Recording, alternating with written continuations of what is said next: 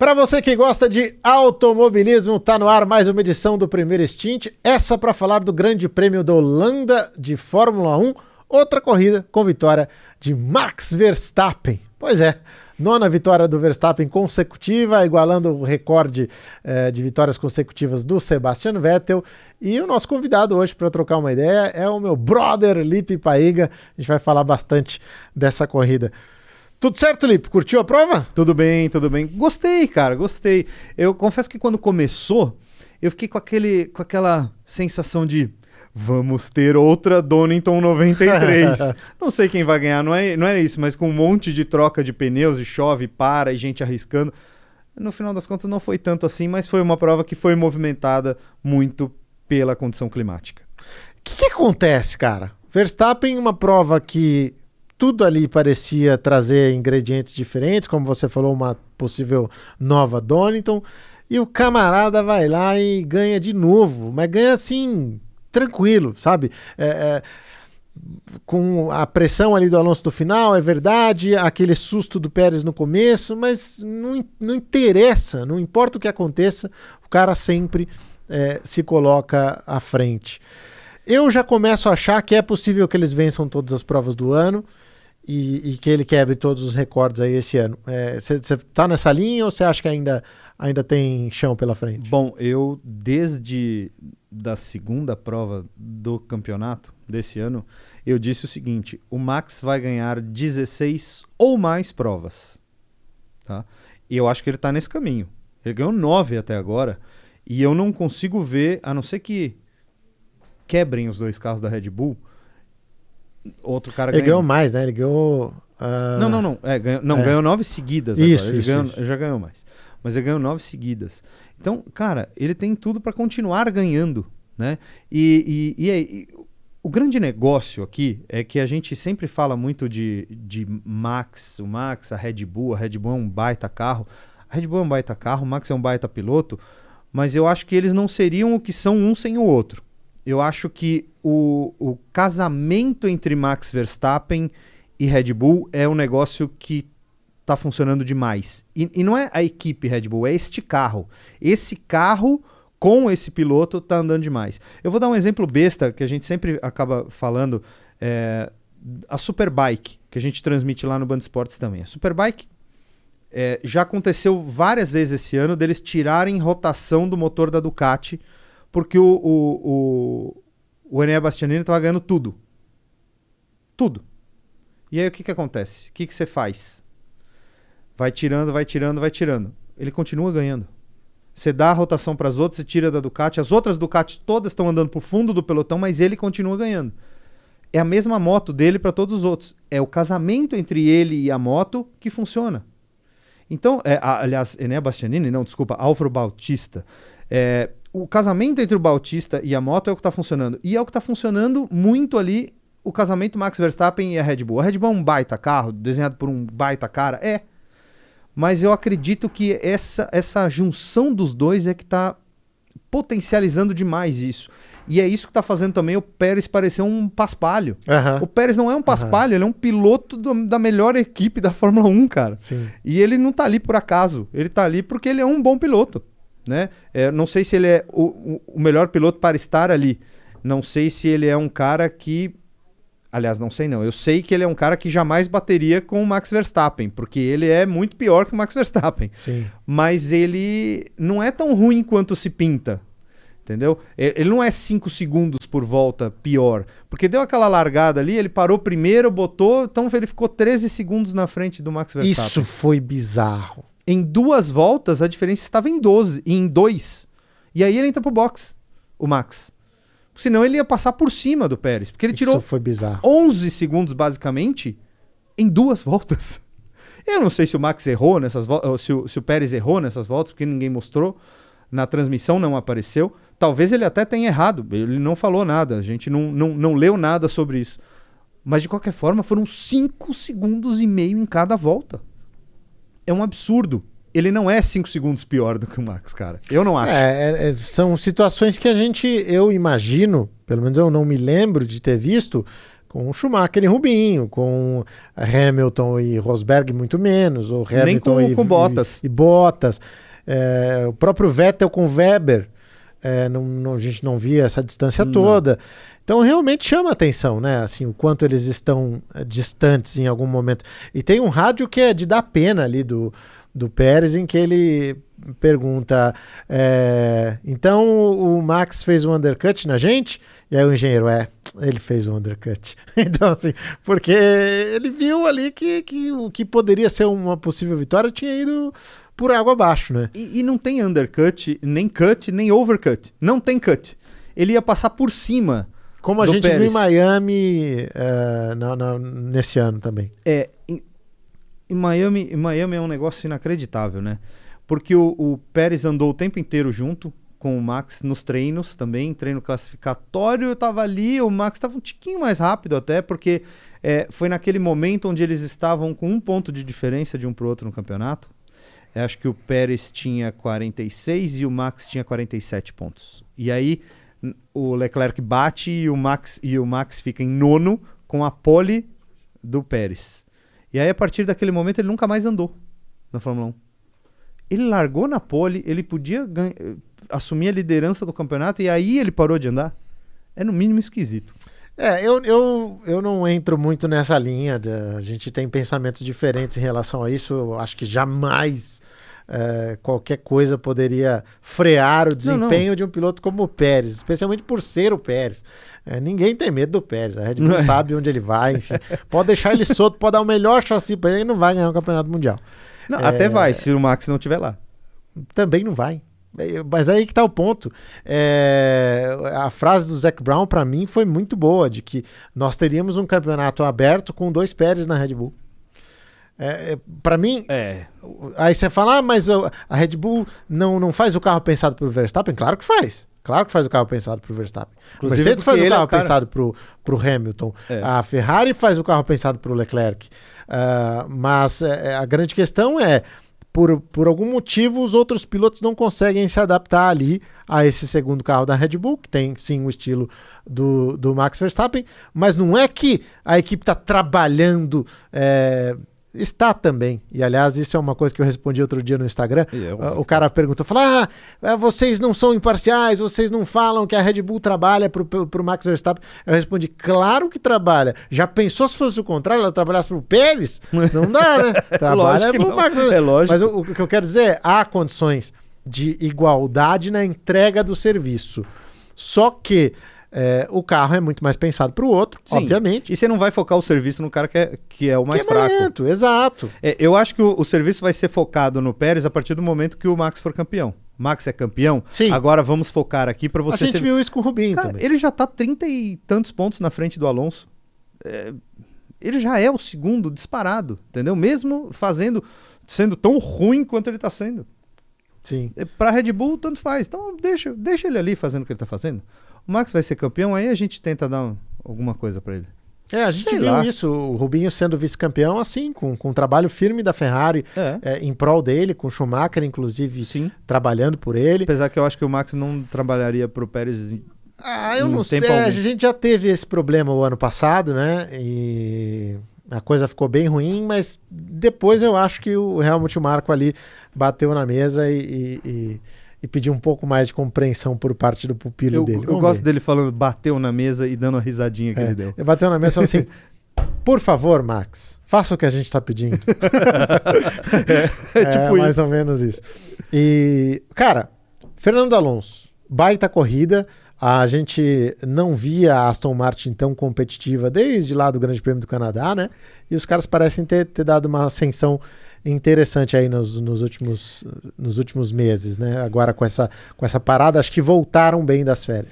Eu acho que até, como eles tinham feito algumas mudanças antes, talvez eles não tenham entendido tanto as mudanças que eles tinham feito em relação ao acerto. E acho que parece que nessas férias eles trabalharam um pouco para entender um pouco mais o carro deles, entender um pouco melhor, trazer alguma coisa nova que ajeite, e parece que o carro voltou melhor. Mas o carro voltou melhor, bem entre aspas. A gente ainda viu uma McLaren andando muito melhor do que a Aston Martin de modo geral, e a gente viu o Alonso fazer a diferença no começo da corrida, onde quando tá úmido, começou a garoar, o Alonso, pneu frio, o Alonso vem e, arrebenta.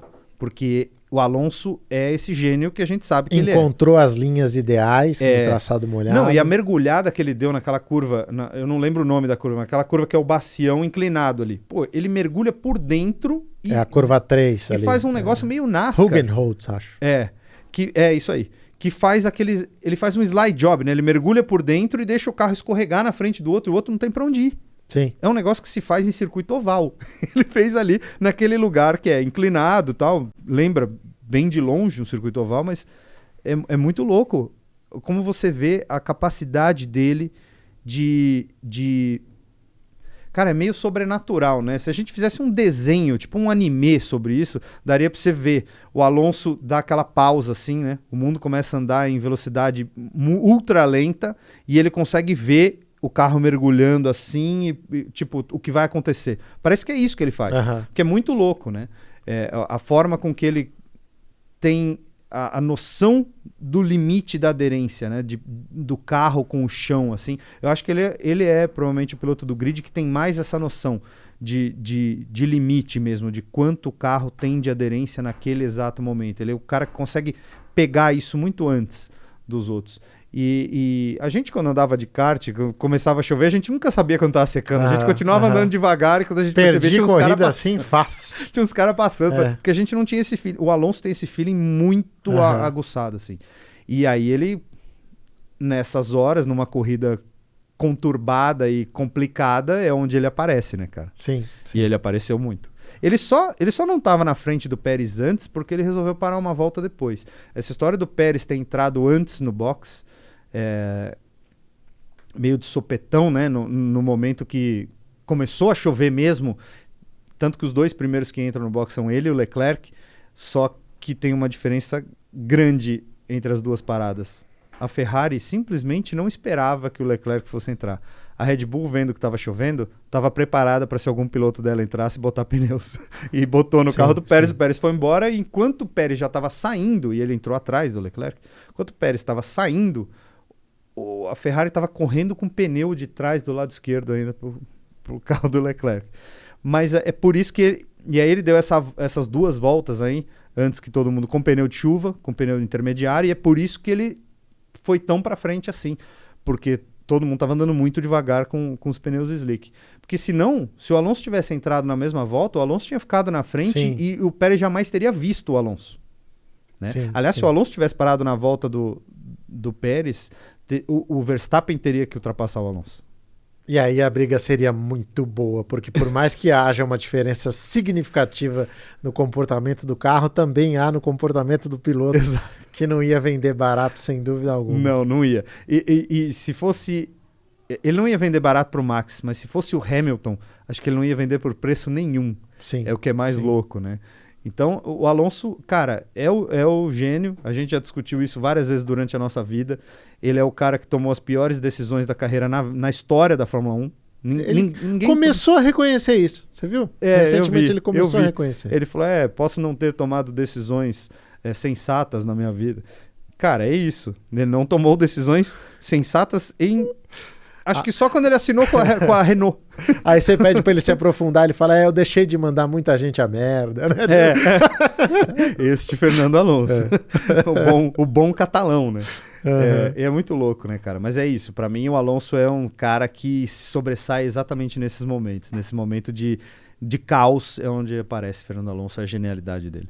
Cara, e Lando Norris, hein? Eu tô pensando sinceramente em sugerir a Jaqueline Brasil para ser a nova engenheira dele, porque pelo amor de Deus, cara, o cara não se dá com previsão do tempo, assim, caindo um dilúvio e o cara fica na pista com os pneus slick ali naquele início de corrida, realmente incompreensível. Cara, é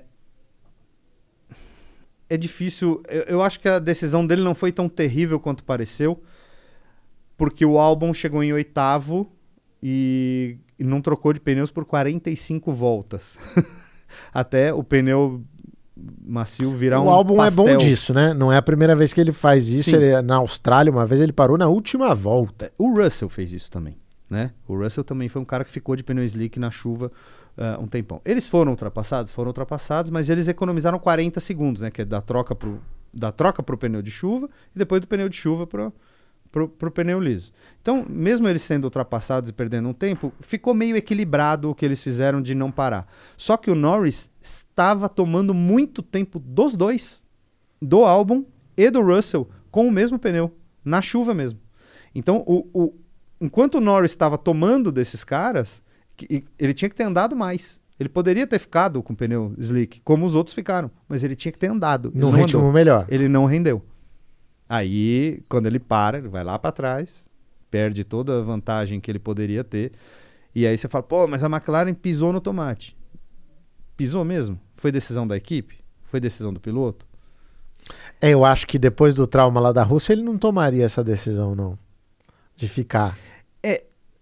A equipe, não sei também. A equipe falou para ele ficar, falou pro Piastri ficar também. O Piastri ficou 1 ou 2 voltas a mais também do que devia. Aí ele falou, não tem a menor condição. Aí ele parou mais ou menos junto com o Hamilton, o Piastri, que o Hamilton também demorou para parar. Porque a ideia deles era, essa chuva vem de um jeito e vai embora do mesmo jeito, que seca muito rápido. Então talvez não seja possível você perder 40, 44 segundos entre chover e parar de chover e a pista secar. Então a ideia deles era que não tivesse ficado tão molhado e eles tivessem conseguido ficar de pneu slick, mesmo que perdendo tempo, você não ia perder esses 40 ou 44 segundos das 2 trocas de pneu. Essa era a ideia deles. Só que choveu demais, choveu mais do que eles achavam que ia chover, em quantidade. Então molhou a pista muito mais do que eles achavam que ia molhar. Então a diferença do pneu slick no molhado pro pneu de chuva ficou muito grande, tanto que o Pérez foi embora. Por isso que o Max parou. O Max também não queria parar, mas eles chamaram, acho melhor parar. E aí o Max falou, tá bom, se vocês acham, eu vou parar. Então o Max entrou e parou. Então todo mundo tinha essa ideia de que ia ficar meio assim, então que era legal não parar. Quando eles ficaram 2 voltas a mais e viram, tá muito molhado, não dá pra ficar desse jeito, porque os caras estão voando. Aí os engenheiros no box estão olhando o tempo. Estão falando, cara, os caras estão virando 12 segundos mais rápido, não adianta. Não adianta nem 4, 5 voltas, não tem jeito. Tem que parar. E aí você entra, só que você já perdeu um tempão. Por isso que o Hamilton chegou a ficar em 20º. Ele chegou a ficar em último. Uhum. E aí ele volta com o nível de campeão que ele consegue recuperar várias posições e ultrapassar. Aliás, outra coisa legal que a gente viu nesse GP foi o número de ultrapassagens. Teve um recorde. Então, 185. E Zandvoort não se passa, é um inferno. É só molhar um pouquinho e resolve, né? Mas aí que tá também, né? 185 ultrapassagens e aí você fala, recorde e superando, se eu não me engano, China 2016. Cara, essas ultrapassagens foram legais, assim, sabe? O grande lance tudo bem, foi uma corrida movimentada, mas não foi um corridaço. Não foi uma mega corrida. Mas dentro do que a gente tem em 2022, tá bom, 2023, exato. Isso foi uma mega corrida. Foi uma mega corrida, por padrão 2023. Sim, porque a temporada está sendo dominada por um piloto. E aí a gente às vezes foca muito nesse resultado, né? Muito na tabela, e às vezes nem olha tanto como foi a corrida. Essa corrida, apesar do Max ter vencido, ela foi muito movimentada, ela foi diferente das outras. A frustração do resultado ser o mesmo, né? A frustração do Max ser sempre o primeiro, e não importa, você vê, o segundo e o terceiro foram outros, né? Você vê o Alonso chegando em segundo, em terceiro o Gasly, bom, beleza, foi legal. Mas o Max tá lá, velho, em primeiro lugar. Não é que o Max foi o segundo, não é que ele foi o terceiro. Não, o pior resultado dele no ano é segundo lugar, pô. Não, e para acalmar as torcidas, não tem problema nenhum o Max ganhar. O que eu tô dizendo, inclusive já torci pro Max 2021. Sim. Eu tava na torcida por ele, por ser o cara que quebrou o domínio aí do Hamilton. O problema é que é isso, o mesmo cara vencendo o tempo todo, a Fórmula 1 acho que precisava de uma pelo menos um tempero a mais. Né? Assim como era você torcendo pro Max contra o Hamilton, porque o Hamilton dominou muitos anos. Eu torci para o Leclerc, por exemplo, em 2022, enquanto havia esperança. Enquanto havia esperança, eu também. É muito louco, né? Porque a gente tem anos que a Mercedes era muito superior e até mais do que a Red Bull é esse ano, né? A gente via a Mercedes em classificação meter 1,5 segundos no terceiro colocado, né? Então era tipo, sei lá, o Hamilton 1,5 segundos e o Rosberg 1,4 segundos do segundo colocado. Fala, mano, como assim? Cara, era isso, os caras... Acontecia isso. A gente via acontecer. Só que nem todos os anos da Mercedes foram assim. A Mercedes teve embates em vários anos. 2018, por exemplo, onde era pro Vettel ter sido campeão, era o ano dele. A Mercedes não era o melhor carro naquele ano. Mas Pelo menos no primeiro semestre, não, né? Mas o Vettel fez questão de deixar a Mercedes ganhar aquele ano. A gente já discutiu muito isso. Aquele ano, cara, se eu encontrasse o Vettel, eu ia dar um safanão nele, cara. Sabe aqueles tapas pra acordar? Acorda, acorda, tá desmaiado, porra, acorda. Foi um pecado. Ele parecia catatônico, cara. Em um ano que dava pra ele ter sido campeão tranquilo, assim. Principalmente pela primeira metade, né? Ele ia carregar pontos e ia... Não, mas aí ele não termina as corridas, roda sozinho, sei lá. Mas não só 18. Posso citar alguns outros anos. Mas, de qualquer forma,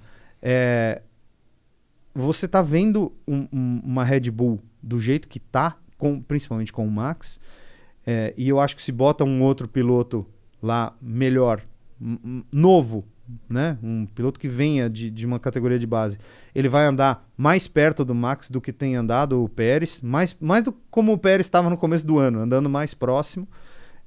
E aí você tem uma Red Bull muito superior. Mas é que a gente não consegue ver a luz no fim do túnel, né? Porque o grande negócio não é a diferença em classificação da Red Bull para o resto, é na corrida.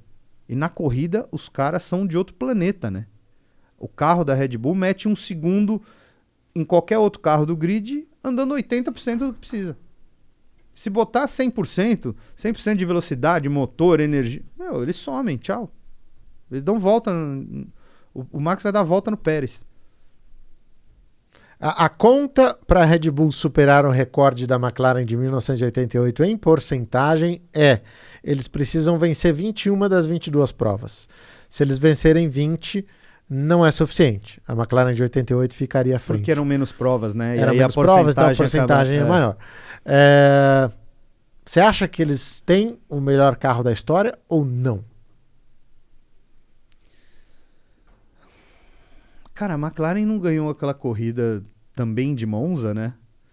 Por fatalidade. E pode acontecer uma fatalidade, né? Sim. Que eles têm um carro para ganhar. Uma quebra, um acidente. E era outra época, né? Foi uma quebra e um acidente. Hoje em dia os carros não quebram, é raro quebrar. Principalmente numa equipe dessas de ponta. Inclusive por limitação de teto orçamentário, por limitação de número de motores, de câmbio, de tudo mais. Você tem uma durabilidade muito maior. Isso não é só na Fórmula 1, é em qualquer outra categoria do automobilismo de modo geral. Já é diferente do que era aquela época onde eles tinham um motor para classificação e um motor para corrida, acabava a corrida e jogava o motor no lixo. Então é muito mais fácil você ter um carro muito mais durável do que naquela época, né? Então já é um carro melhor por isso. E você tem muito mais corridas. Se eles conseguirem vencer 21 das 22 provas, tá provado que eles têm o melhor carro. Como eu disse, eu acho que pelo menos 16 vitórias o Max vai ter esse ano. E eu acho que vai ter mais. Pelo que eu tenho visto, eu falei isso na segunda corrida do ano. Eu tô falando isso agora, depois da 12ª. Sim. O Russell falou que eles iam ganhar todas. É bem possível. Mas pode acontecer o improvável, a fatalidade, o que não é tangível, né? É a história da sorte, é a história da quebra.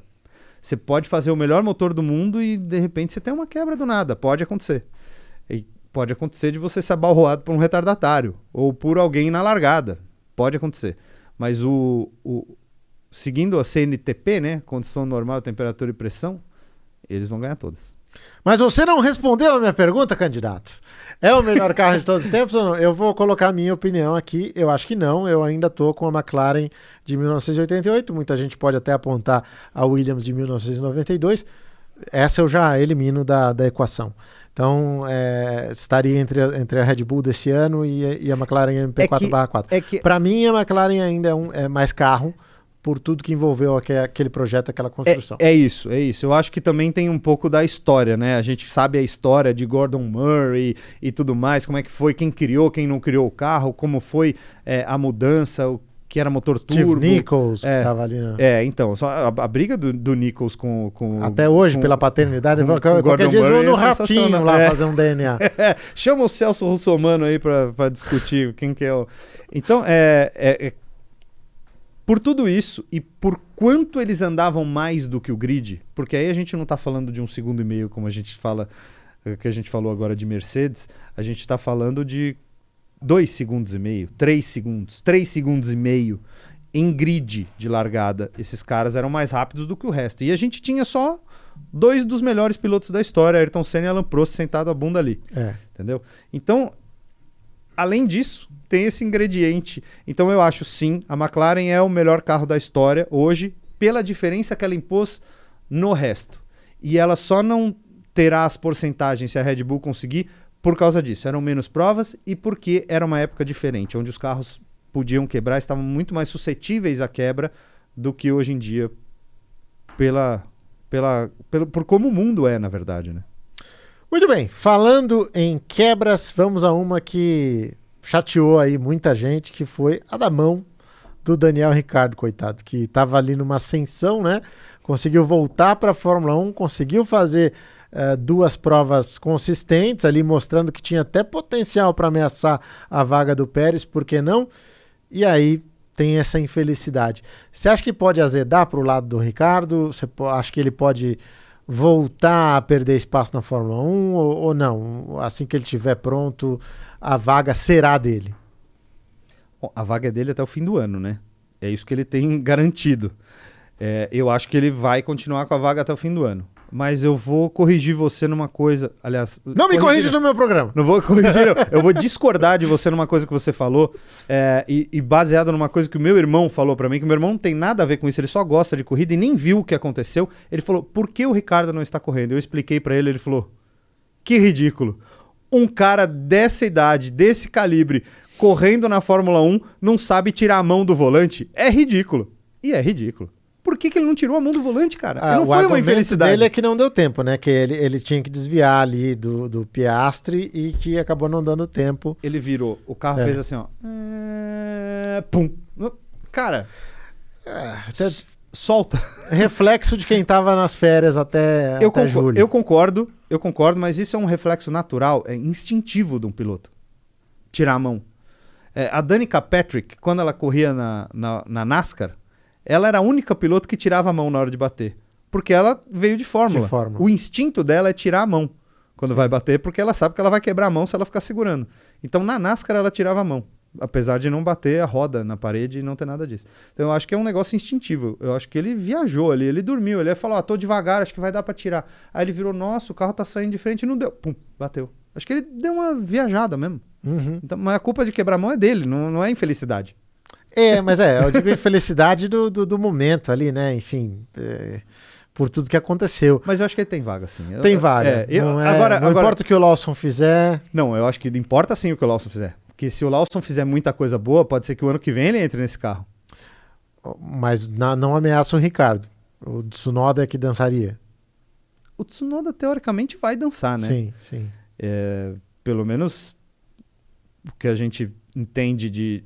Pela parceria com a Honda, etc. Ele só tá lá porque tem um dinheiro colocado ali. Porque... Não é mau piloto, pelo contrário. Não, mas ele só tá ali por causa disso.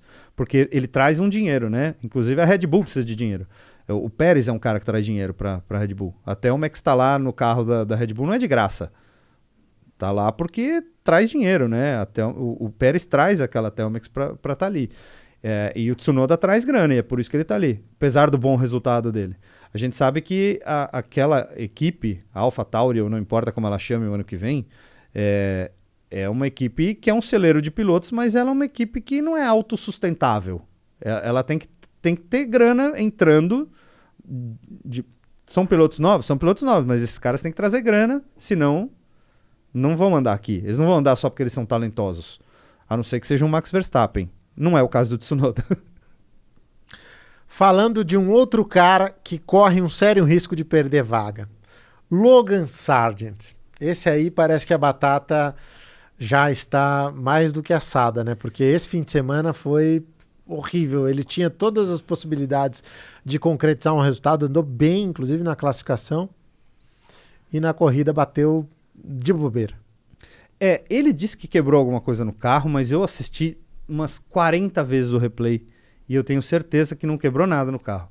O que aconteceu foi que ele pegou a zebra por dentro. Quando ele pega a zebra, o carro pula à frente. Quando ela pula, a frente sai do traçado, né? Porque ela não estava em contato com o chão, virando para onde tinha que ir. O carro dá um pulo para cá. Só que você dá um pulo para cá, num circuito que estava molhado e começou a secar agora, tá na água, tchau. Você saiu reto. Foi isso que aconteceu. Ele bateu, ele errou, bateu. Tudo bem. Agora, fez um ótimo treino classificatório, foi pro Q3 pela primeira vez. Acho que ele mostrou, finalmente, estar se acertando com o carro, mas aí ele bate no próprio Q3 e depois bate na corrida. E aí ele fica com aquela cara lá olhando, sentado longe, depois ele dá a entrevista absolutamente desolado. E apesar da equipe Williams ter dito que ele não corre risco, mas que ele precisa amadurecer e que o importante é eles acompanharem a maturidade dele, o quão mal ele ficou me mostra que ele está sendo muito mais pressionado do que parece. Talvez por ele mesmo. Mas ele é um cara que, na hora que mostrou o resultado, acabou tendo a infelicidade, ou o erro dele mesmo, de bater. Eu acho que a gente pode esperar uma melhora dele. Só que eu acho que ele não pode se cobrar tanto. Assim como aconteceu com o Leclerc o ano passado, quando teve vários erros consecutivos por excesso de cobrança própria, de autocobrança, né? Eu acho que, já que ele não está pressionado dentro da equipe, se esse for o caso, de fato, a gente não sabe. Pelo menos publicamente. Pelo menos publicamente eles falando, eu acho legal se ele conseguir ele falar, pô, agora eu vou. Porque foi o que aconteceu com o Lawson. Por que o Lawson andou bem esse final de semana? Zero pressão. Zero pressão. E apesar da bucha de canhão, né? Mas ele pensou o seguinte, ele falou, velho, eu caí aqui de paraquedas. Se eu chegar em último, os caras vão me agradecer. Então, cara, ele tirou a faca aqui do lado da bota, botou na boca e falou, agora eu vou, velho. Porque eu não tenho nada a perder. Porque eu já não sou o piloto titular, eu já não tenho vaga e essa é a minha única chance de andar aqui. Então eu vou aproveitar. Ele entrou sem peso. Ele entrou tranquilo para fazer o dele. Ele tomou pau do Tsunoda? Tomou. Mas e daí? Ele fez uma corrida boa. Então, é isso que precisa fazer. E eu acho que é isso que falta um pouco no Sargent. E eu acho que tem muita cobrança, não sei se da família, de patrocinador, se é da equipe, se é dele mesmo, mas alguma coisa está pressionando ele demais e isso não está fazendo bem. Eu acho que é dele mesmo, porque no segundo semestre da Fórmula 2, quando ele passou a ser especulado para a vaga da Williams, é verdade. Desapareceu, começou a fazer um monte de erros aí, enfim, cometeu um monte de erros. E, enfim, foi muito ruim. Agora você, Lipe, que até pelo seu envolvimento com a NASCAR, enfim, é um cara que conhece muito mais da cultura americana do que eu te pergunto, a Fórmula 1 precisa de um piloto americano e tal, por isso que bota o Logan Sargent lá. O americano dá alguma bola para ter alguém que não vence? Porque na minha cabeça um americano é um cara de mentalidade vencedora. Então, se tem um cara lá que é americano e não fede nem cheira, pra mim, não ajuda em nada. Não atrapalha também, mas não ajuda em nada. Mas eu acho que aí uma questão mais da identificação, né? Porque com essa história do Drive to Survive, o sucesso que a Fórmula 1 começou a fazer nos Estados Unidos, de certa forma, inclusive com corridas lá, e porque a Liberty Media é americana e tudo mais, eu acho que há necessidade de você ter uma bandeira americana no grid. Por uma questão... Tá, essa é a Fórmula 1, é um campeonato basicamente europeu, mas que tem 3 corridas agora aqui, mas quem é o americano que tá... Pô, o americano nosso é o Logan Sargent, mas ele ainda está começando, ele é novo. Eu acho que existe essa história de você ter o piloto americano só para ele estar lá. O americano dá bola, porque o americano que não é o cara apaixonado, que assiste todo final de semana, porque o cara que é apaixonado não importa se tem um americano ou se não tem, ele vai assistir do mesmo jeito. Agora, o cara que não é, pra ele parar como e assistir uma... A gente assiste independentemente de brasileiro ou não. Exato, tanto que não tem brasileiro e a gente continua assistindo todos esses anos. Eu acho que o cara fala, deixa eu ver esse americano aí. Então é capaz dele ver uma corrida só porque tem um americano lá.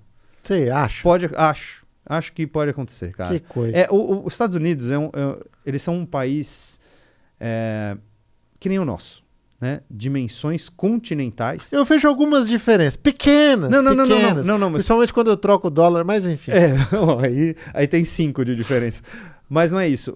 A diferença, essa história de regionalidade nos Estados Unidos funciona muito, apesar de todos eles, cada lugar, cada região tem a sua característica, eles têm aquela coisa que une eles todos, que é a bandeira americana. A American Flag para eles é a coisa mais importante, né? E aí eu acho que nesse ponto ter uma bandeira americana ali faz a diferença, mesmo sem ser o vencedor, porque se fosse para ser o vencedor, a Liberty Media tirava chassi de todo mundo, botava todo mundo igual e vamos ver o que vai acontecer. Não é o caso, não vai acontecer, mas eu acho que é importante ter um representante lá. Para a gente caminhar para a fase final aqui do nosso podcast de hoje, queria que você me falasse sobre duas coisas. A primeira, Fórmula 3, Gabriel Bortoleto muito perto do título. Pelo que você acompanhou esse ano, a gente esteve junto em algumas transmissões. É um nome que a gente deve ver na Fórmula 1 em breve. Onde você acha que se encaixa o Bortoleto como promessa de futuro para o Brasil? Cara, eu acho que o Bortoleto está numa fase boa, né? Ele é um piloto bom, mas que não adianta só ser bom. O Drogovic é bom. Você precisa ter o patrocínio, você precisa estar na hora certa, no lugar certo. E eu acho que o Drogovic entrou num momento errado ali, né? E o timing não foi bom. O timing é o time do nascimento dele. Não dá para escolher. Não tem o que fazer. O que eu acho do Bortoleto ele ganhando o título da Fórmula 3 esse ano, acho que não tem como ele perder. Vai para Fórmula 2 no ano que vem, a gente já sabe disso. Já está fechado. Fechado não, tá, enfim, encaminhado. A gente sabe que tá lá já, né? Mas não tá publicamente assinado, mas ok, mas já tá no direcionado. Já é o caminho natural. E aí ele fica, sei lá, 2 anos de Fórmula 2, que seja. Eu acho que 24 a 25. Eu acho que tem um lugar bom para ele ir para Fórmula 1. Ele entra bem na troca dos motores. Tem razão. Ele entra na troca dos motores e tem gente que tá ficando e tem gente que tá ficando mais velha, que acho que não vai mais ter lugar ali. E mais velha não significa que o cara tenha 30 anos de idade, né? Às vezes já tá lá um tempo, já não mostrou e já não tem mais lugar em outra equipe. Sim. E eu acho que o Bortoleto tá no jeito, cara. No jeito. Eu acho que ele tá no ano certo, na idade certa, tá tudo redondo para ele ser o nosso próximo piloto na Fórmula 1. A gente teve vários nomes já que poderiam estar lá, mas nenhum calhou de ser o momento certo. E eu acho que o Bortoleto é o cara que está no momento certo. Tem razão, concordo, e acho que a gente vai ter boas novidades aí em relação a ele nos próximos anos. E para fechar, NASCAR, o que esperar aí dessa fase final de campeonato? Agora a gente começa na fase de eliminatórias, né, por assim dizer. Os playoffs. Eliminação, os playoffs. O que a gente tem aí de expectativa? Cara, é muito louco, né? Porque a NASCAR tá a Cup Series está num momento que acabou a temporada regular agora, em Daytona, que é o lugar onde é totalmente roleta russa, né? Você nunca sabe quem vai ganhar. Assim, nós temos 3 provas agora. Esse próximo round aí é um round onde tem Darlington, Kansas e Bristol, que são 3 corridas totalmente diferentes uma das outras, e elas têm diferenças em relação às outras provas também, né? Não é aquele circuito tradicional de meia milha, né? Então eu acho que essa é a parte mais bagunçada que pode ter dos playoffs. É onde você pode eliminar caras bons. A tendência agora é sobreviver. Você tem que fazer o seu quieto. Então, principalmente se você tá lá na frente, né, que você ganhou mais pontos de playoff, como o Martin Truex Jr. e o William Byron, que estão lá na frente com 2.036 pontos, eles têm 36 pontos de vantagem em relação ao Bubba Wallace. Só que são 60 pontos por corrida em jogo, né? Então, você já tem menos de meia corrida, você tem um pouco mais de meia corrida de vantagem para o último colocado. Então você tem que... É uma fase onde você tem que andar e marcar o maior número de pontos possíveis, não buscar a vitória. Eu acho que você tem que marcar o maior número de pontos possível. Quem tem que buscar a vitória, na minha opinião, são esses caras que estão já na zona de eliminação, que são os 4 últimos pilotos. Então o Bubba Wallace da vida, o Michael McDowell, esses caras precisam correr atrás. E você acompanha tudo, claro, lá no Band Esportes. Se você gostou desse conteúdo, deixa o seu like. Se você gostou, compartilhe. E também comente aqui. Pode discordar, pode concordar, pode xingar o Lipe, não pode me xingar. Enfim. Pode sim, pode sim. Ele bloqueia, mas comentários. E você também pode fazer a sua inscrição e ajudar a gente aí a crescer cada vez mais. Estamos chegando perto aí dos 30 mil inscritos. Já faz alguns meses. Então ajuda a gente aí a cruzar essa barreira, tá bom? Lipe, obrigado pela presença aqui. Nem acredito que foi só a tua primeira participação aqui, cara. Incrível, né? 3 anos de canal. Incrível, tá vendo? Pois Pode me chamar mais, eu venho, não tem problema nenhum. Chamarei sem dúvida alguma. Então é isso, pessoal. Da minha parte aqui, um grande abraço e até a próxima. Tchau!